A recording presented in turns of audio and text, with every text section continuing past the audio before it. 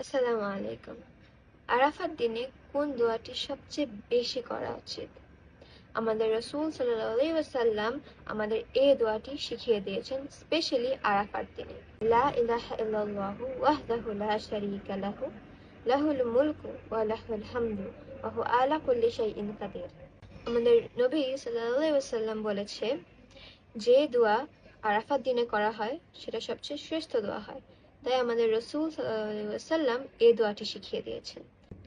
আর আরাফার দিনে আমাদের নবী সাল্লাল্লাহু আলাইহি ওয়াসাল্লাম বলে দিয়েছে, সেদিন রোজা রাখলে খুবই খুবই ভালো।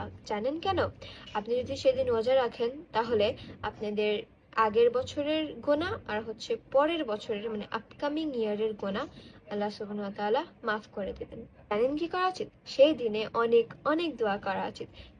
আর আপনারা জানেন, আপনার একটা চোখের পানি আল্লাহর কাছে অনেক মূল্যবান।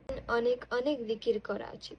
আর প্রতি ফরজ নামাজ পড়ার পরে ঠিক ৯ দুলহজ থেকে ১৩ দুলহজ পর্যন্ত আপনাদের তাকবীরে তাশরিক পাঠ করা উচিত, যেটা হচ্ছে আল্লাহু আকবার, আল্লাহু আকবার, লা ইলাহা ইল্লাল্লাহ, আল্লাহু আকবার, আল্লাহু আকবার, ওয়ালিল্লাহিল হামদ।